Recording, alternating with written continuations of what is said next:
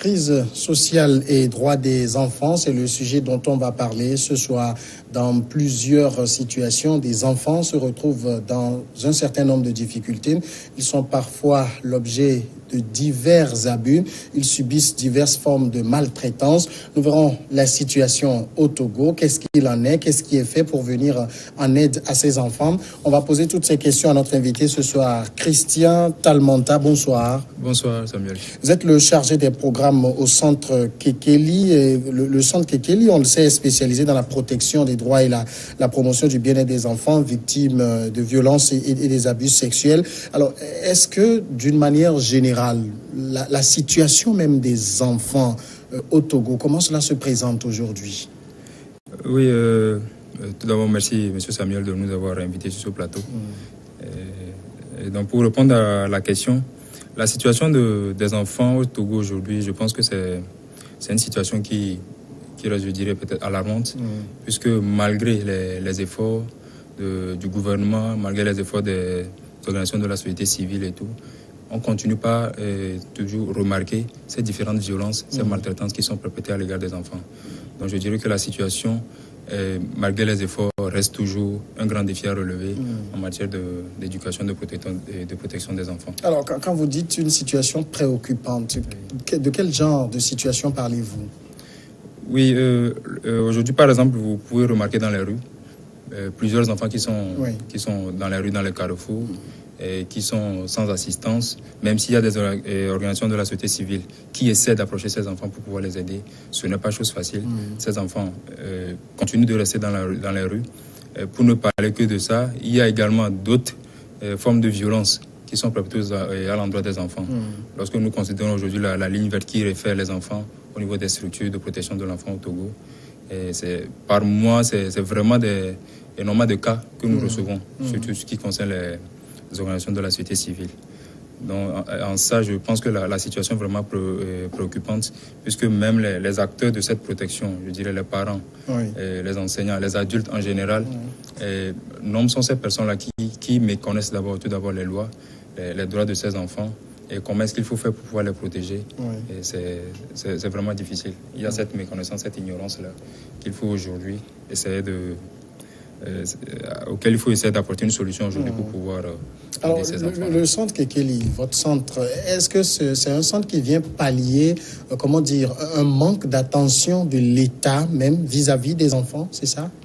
Je dirais pas qu'il vient pallier à un manque de l'État, mais je dirais qu'il vient contribuer à l'effort que fait déjà l'État dans le sens de la protection des enfants. Puisqu'il faut dire que comme on vient de le dire, s'occuper des enfants, protéger les enfants, c'est vrai que tout d'abord c'est du devoir de l'État, mais il faut le dire, nous sommes tous l'État et je pense que toutes les organisations de la société civile doivent se mettre quand même dans cette optique-là pour pouvoir contribuer à protéger les enfants et donc à aider l'État dans cette lutte-là contre les violences et les maltraitances qui sont perpétrées à l'endroit des enfants. Voilà. C'est vrai, vous avez une façon diplomatique de le dire en disant que nous sommes tous l'État, mais vous l'avez également soulevé. Le premier à qui il incombe le rôle de protection des enfants, c'est l'État lui-même. Et si des centres comme les vôtres existent, on se dit que c'est parce que quelque part, l'État, premier protecteur, ne fait pas bien son travail. Dire que l'État ne fait pas bien son travail, moi je dirais plutôt que le travail que fait l'État est insuffisant. Ne pas bien faire, je dirais non, mais que ce que l'État fait est insuffisant. C'est insuffisant. L'État fait des efforts, certes, mais c'est insuffisant. Donc c'est en ça que vient maintenant compléter les efforts des organisations de la société civile pour pouvoir, qu'ensemble, qu'on puisse vraiment aider ces enfants-là qui sont en situation difficile. Mais quels sont les constats que vous avez faits et qui vous ont amené, par exemple, à mettre sur pied un centre pareil? Oui, le constat est parti du fait d'abord qu'il faut dire que le centre est né est une initiative des sœurs carmélites, des sœurs religieuses, qui ont déjà un centre au Gabon. Et là, ils s'occupent des filles qui sont victimes de traite, qui viennent des différents pays. Et donc, ils ont remarqué que les filles qui sont là, qu'on rapatrie au pays, 2 mois, 3 mois, 4 mois après, ces mêmes filles retournent encore pour des aventures. Donc, ils se sont dit qu'il fallait venir ici au Togo pour voir qu'est-ce qui se passe pour que ces filles-là soient toujours des candidates à la traite et à l'aventure. Donc, arrivées sur place, elles se sont rendues compte qu'en fait, il y a vraiment des efforts qui sont faits sur le terrain mais que vraiment c'était insuffisant, comme on vient de le dire. C'est toute une... l'étendue de l'action, le champ de la protection des enfants, vraiment, c'est du travail, vaste, oui. C'est très vaste. Et donc, en atelier avec certains partenaires au Togo, notamment au plan international Togo, la DGPE, donc les sœurs se sont décidées à pouvoir orienter leur accompagnement vers les enfants qui sont victimes de violences sexuelles et les enfants qui sont victimes d'exploitation par le travail. Voilà, c'est comme ça qu'est né le centre, pour répondre à la question. Voilà. Donc ça reste une initiative quand même, je dirais un peu privée, c'est ça?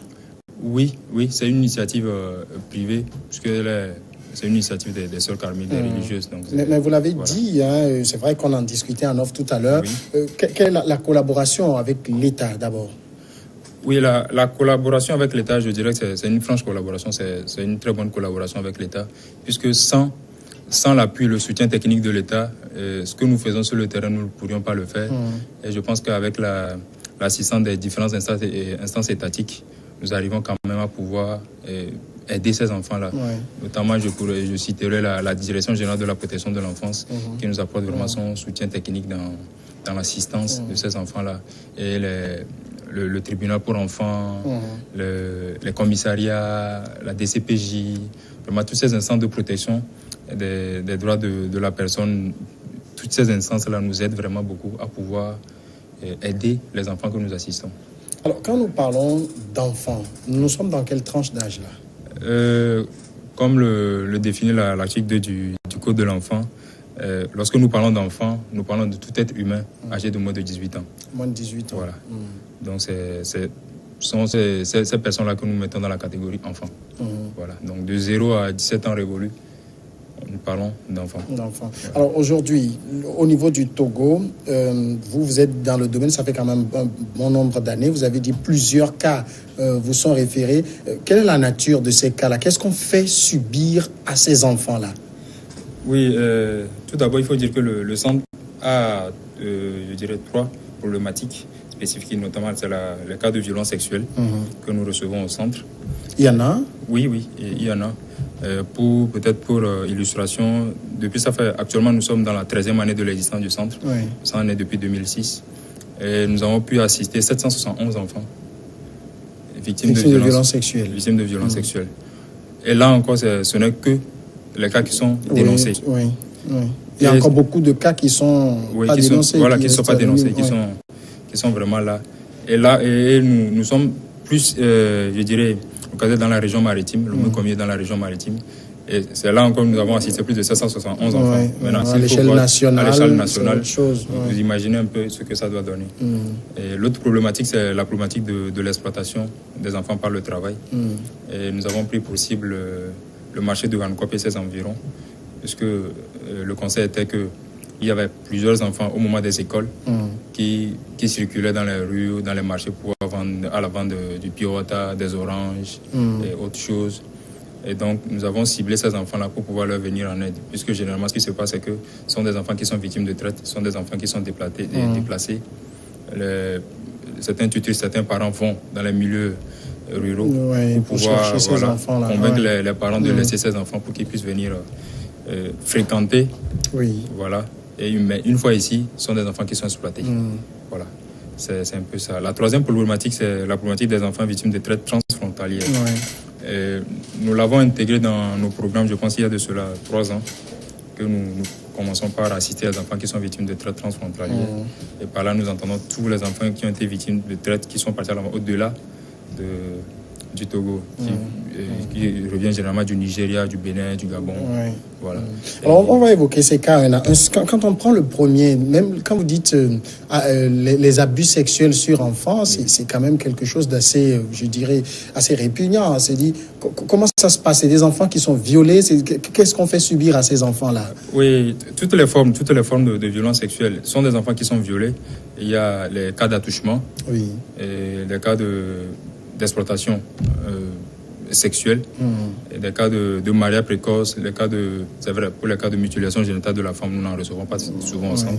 Mais pour ceux que nous recevons très souvent ensemble, ce sont les cas de viol, de mariage forcé précoce, les cas de prostitution infantile, les cas d'attouchement, voilà, ainsi de suite. Et généralement, ce sont des personnes adultes qui font subir ces choses aux enfants, c'est ça? Généralement, oui. Mais il faut dire que la violence est dans le sens horizontal comme dans le sens vertical. La plupart du temps, ce sont les adultes qui le font. Mais il faut dire également qu'entre enfants, il y a ce genre de violence qui ont cours. Mais pour les enfants, c'est-à-dire, bon, quand ils ont 17, 16 ans, ils sont peut-être un peu plus âgés, oui. Mais quand ils sont peut-être entre 10, 12 ans, 8 ans, la dénonciation, c'est pas ce à quoi ils pensent le plus généralement en première position. Oui. Alors, comment ça se fait que vous, au niveau du centre, vous soyez informés de ces genres de situations? Oui, il faut dire que il y a certains parents qui sont vraiment très avisés et très observateurs. Donc pour les cas des enfants de 2 ans, 3 ans, puisque nous en recevons, de 2, 3 jusqu'à 10 ans. 2 ans, vous dites? Oui, nous en recevons. Même des nourrissons, si vous voulez. Wow. C'est vrai que c'est un peu bizarre quand on le dit. Même quand on le dit, on peine vraiment à le croire. Et donc pour ces genres de cas, très souvent, lorsqu'une petite fille a été victime de violences sexuelles par attouchement ou par viol, généralement, l'état de santé de l'enfant ça pose déjà problème.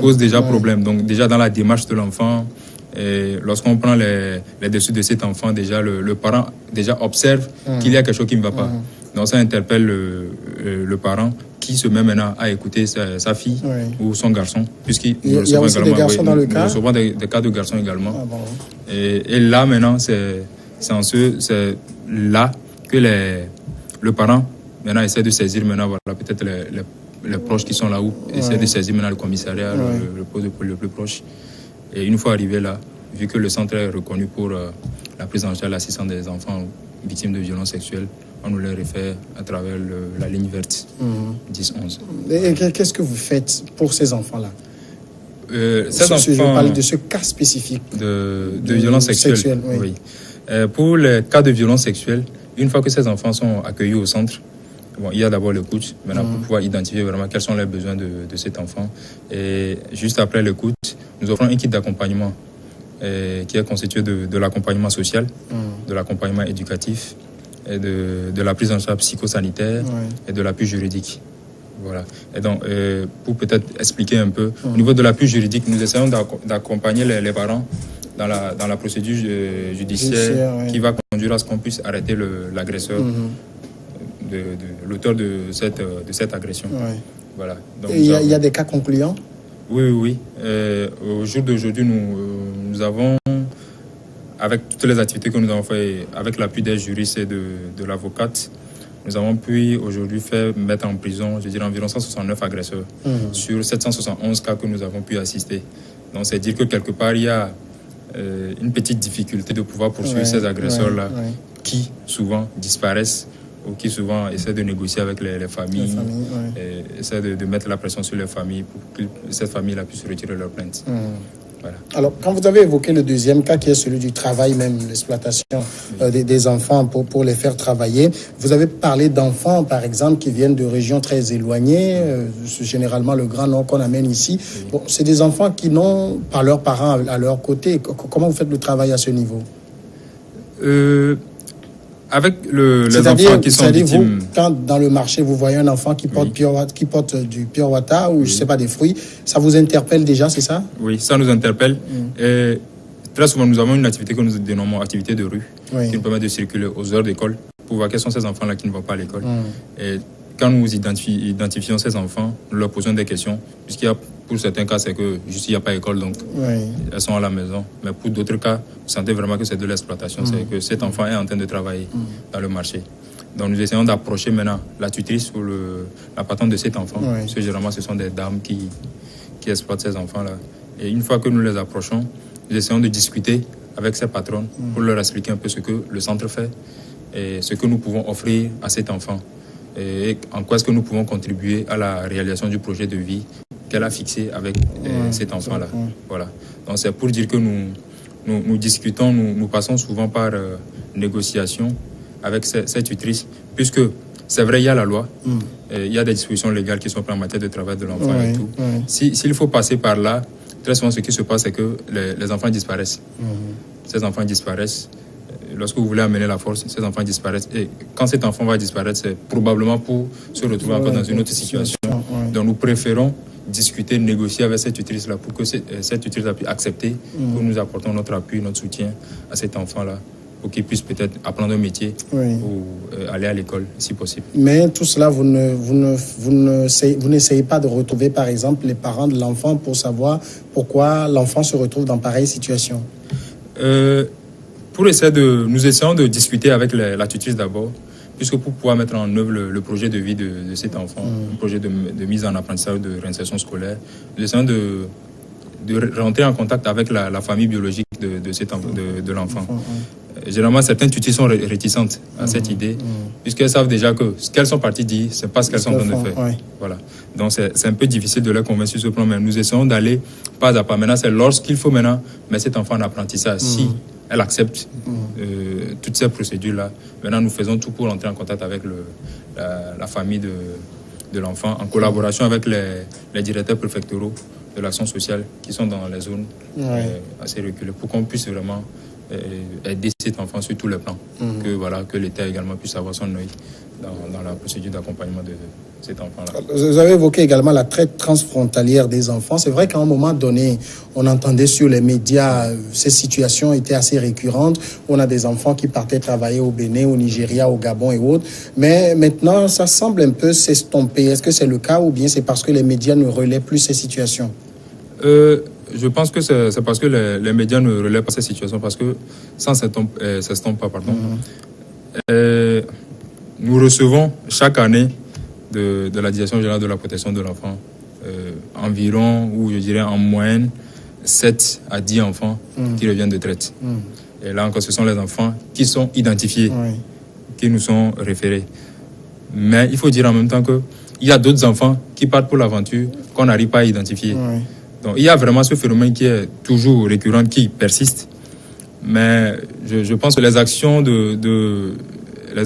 l'État, les actions des organisations de la société civile, je dirais, sont insuffisantes pour venir à bout de ce fléau-là, puisque déjà même les causes de ce phénomène sont très profondes. Donc il faut déjà aller à la source de ces causes-là pour pouvoir aider déjà les familles à sortir de leur misère, de la pauvreté, pour pouvoir asseoir dans ces différentes zones rurales des stratégies qui pourront retenir ces jeunes filles. Très souvent, ce sont des jeunes filles qui partent pour cette aventure-là. Avec ça aussi, on est un peu dans le même cas que ce qu'on a évoqué tout à l'heure, c'est-à-dire le travail des enfants, où on a des gens qui vont voir un certain nombre de familles à l'intérieur du pays pour leur dire « Je vais amener votre enfant au Nigeria, au Bénin ou au Gabon, elle va travailler, elle va vous nourrir et tout. » Et ses parents laissent partir. Maintenant, est-ce que vous êtes aussi dans une sorte de volet de sensibilisation pour que ces parents qui laissent partir leurs enfants puissent abandonner? Oui, nous faisons des activités de sensibilisation, puisque il faut dire que la stratégie d'intervention du centre se situe sur les deux axes, la prévention et la prise en charge. Donc, au niveau de la prévention, il y a toute une panoplie d'activités qui nous permet quand même d'approcher ces parents-là pour pouvoir sensibiliser. Aujourd'hui, le grand défi pour nous, c'est de pouvoir aller dans les zones rurales, puisque nous avons plus agi dans la zone urbaine de Lomé, de la région maritime. Maintenant, le grand défi pour nous, c'est de pouvoir aller dans ces zones rurales pour pouvoir sensibiliser les populations. Nous avons déjà commencé, je pense, l'année dernière avec un projet que nous avons mis en œuvre dans le nord du Togo, qui a consisté à pouvoir former et renforcer les capacités des acteurs communautaires de la localité de Kadiala, à pouvoir lutter contre les mariages précoces, la traite des enfants, le trafic des enfants.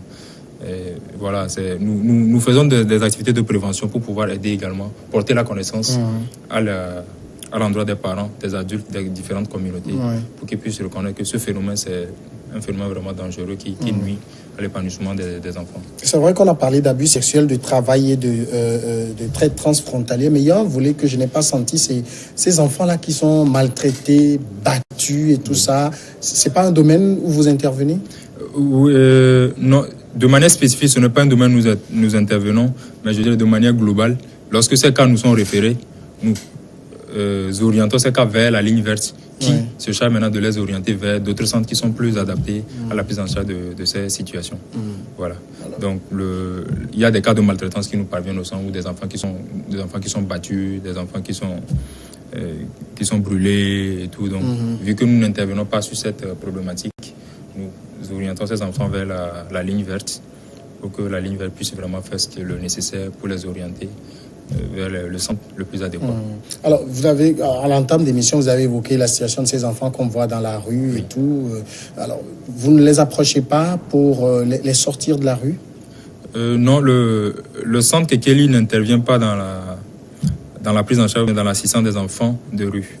Puisque là, j'avoue que c'est une autre paire de manches. Ces enfants sont vraiment c'est vraiment difficile de pouvoir ne pas approcher, mais de pouvoir aider ces enfants à sortir de la rue. Puisque déjà dans la rue, ces enfants ont vraiment développé des habitudes qui ne leur permettent pas tout de suite de sortir de la rue.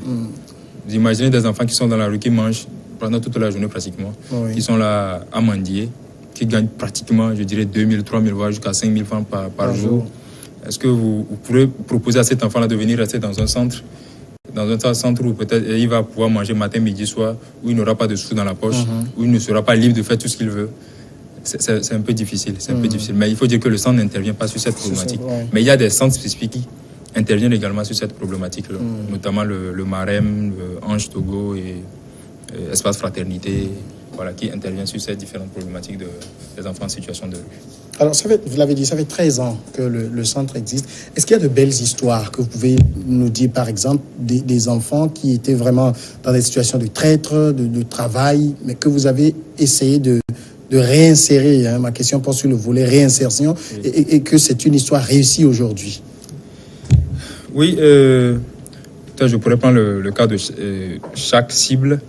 Nous avons accueilli, je pense que c'était il y a cela 4 ans, 5 ans, une jeune fille qui avait été victime de viol, de viol collectif, je dirais, et que nous avons pu aider à pouvoir finir le cursus scolaire jusqu'au baccalauréat. Donc ça déjà, c'est une histoire qui nous plaît parce que déjà, avec les partenaires, lorsqu'on veut évoquer je dirais, on les appelle des histoires de vie qui sont assez concluantes. Ce sont des cas que nous mettons dans ces histoires de vie-là. Au niveau des filles qui sont victimes d'exploitation par le travail, aujourd'hui, je pense qu'aujourd'hui, il y a pratiquement 4 enfants qui sont autonomes. Et lorsque nous parlons d'autonomie, ce sont des enfants qui ont appris un métier. Généralement, c'est la couture ou la coiffure, qui ont appris un métier, qui ont obtenu leur certificat de fin d'apprentissage, qui ont suivi un stage de renforcement, à qui on a donné des kits d'installation et qui aujourd'hui sont assez autonomes dans leurs ateliers et dont nous faisons peu le suivi. Donc déjà, ces cas sont vraiment des cas, des histoires de vie à pouvoir raconter pour pouvoir dire que voilà, le centre, vraiment tout ce que le centre fait, ça aide vraiment les enfants. Ça veut dire qu'au niveau du centre, vous avez des appuis, par exemple, de psychologues, de juristes qui vous accompagnent dans vos activités? Oui, le centre dispose d'une équipe pluridisciplinaire, il faut le dire, composée de, comme vous l'avez dit, de psychologues, d'agents de santé, de juristes, d'assistants sociaux, d'éducateurs spécialisés, je pense que voilà, c'est un peu d'éducateurs, animateurs, d'alphabétisateurs, voilà, tout ce qu'il faut pour un centre de protection de l'enfant pour pouvoir accompagner et assister les enfants en situation difficile. Nous disposons de ces compétences au sein du centre et nous sommes appuyés également par une avocate bénévole qui appuie également l'équipe des juristes à pouvoir mener les instructions jusqu'à bout. Alors, on sait que c'est vrai, vous faites un travail qui est assez noble, mais qui requiert également, vous savez, là où je vais en venir, beaucoup de soutien, de moyens. C'est quoi? C'est l'État qui vous appuie, parce qu'en entame d'émission, on avait déjà commencé par dire que ce volet incombe prioritairement à l'État. Est-ce que vous avez des appuis de ce côté-là pour pouvoir évoluer dans vos activités? Oui, nous avons des appuis. Ou plutôt, il y a d'autres partenaires étrangers qui sont là avec vous? Oui, il faut dire que à 80%, je dirais à 75-80%, nos activités sont financées par les partenaires financiers étrangers, internationaux qui sont étrangers. Mais l'État nous appuie également dans tout ce que nous faisons. Je dirais que l'appui de l'État, il est d'ordre financier et plus technique. Parce que dans tout ce que nous faisons, il y a toujours l'œil de l'État dans tout ce que nous faisons. Puisque même si cet apport financier, je dirais, insuffisante. C'est l'État qui met tous les garde-fous que les organisations de la société civile doivent suivre pour pouvoir garantir vraiment ce bien-être des enfants. Donc déjà, avec ça, les ateliers que le gouvernement organise, les différentes institutions étatiques organisent, les mises à jour, les recyclages des agents de protection de l'enfant et tout, sommes toujours invités. Et même dans la soumission à des appels à propositions, il y a l'État qui nous aide également à pouvoir orienter nos actions, pour voir qu'est-ce que vous pouvez, quel volet vous pouvez peut-être insérer dans ce projet pour pouvoir contribuer encore de plus en plus à atteindre les objectifs que s'est fixé le ministère, le gouvernement en matière de protection de l'enfant. Alors, au vu de votre expérience aujourd'hui, est-ce que vous pensez que le cadre légal même, les mécanismes, les tests qui existent sont très protecteurs des enfants ou il y a des améliorations à apporter? Non, le cadre qui existe actuellement est très protecteur. Il faut le dire, c'est très protecteur. Même si il faut dire que c'est peut-être dans l'applicabilité qu'il n'y a pas vraiment cette insuffisance d'application des textes de loi. Lorsqu'on évoque par exemple le cas du travail des enfants dans les marchés, et bon, c'est vrai que lorsqu'on voit déjà un enfant de 8-9 ans qui vend au sein d'un marché, on va se dire tout de suite que bon, c'est du ressort de l'État, de l'inspection du travail peut-être de pouvoir interpeller peut-être la dame ou interpeller cet enfant et faire ce qu'il y a de mieux à faire pour cet enfant. Mais bon, il faut dire que ça se fait, mais ce n'est pas vraiment ce que l'on aurait souhaité. Donc, nous continuons toujours par négocier, par faire ce plaidoyer au niveau des gouvernants, des autorités, de pouvoir nous aider à pouvoir mettre en place ce mécanisme de protection des enfants qui pourra vraiment aider tous les enfants à pouvoir s'épanouir. Donc sinon, le cadre légal qui existe actuellement, vraiment, il faut le dire, est très protecteur des enfants. Puisque sans cela, les OSC n'auraient pas vraiment de fondement juridique solide pour pouvoir mettre en place tout ce qu'ils font.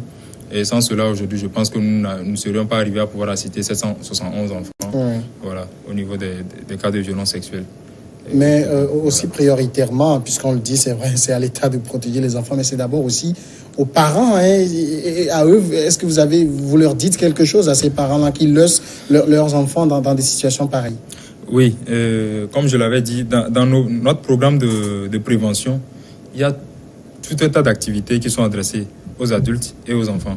Aux enfants, c'est plus des programmes d'autoprotection, et aux adultes, c'est plus des programmes qui visent à leur faire connaître le droit, les devoirs des enfants, les stratégies de protection de ces enfants-là, le développement psycho-affectif, le développement biologique des enfants, comment est-ce qu'il faut éduquer les enfants, comment est-ce qu'il faut amener cet enfant à pouvoir communiquer, à pouvoir dénoncer, à pouvoir signaler toutes sortes de violences ou abus qui se soient passés, peut-être à l'école ou dans la rue. Et tout.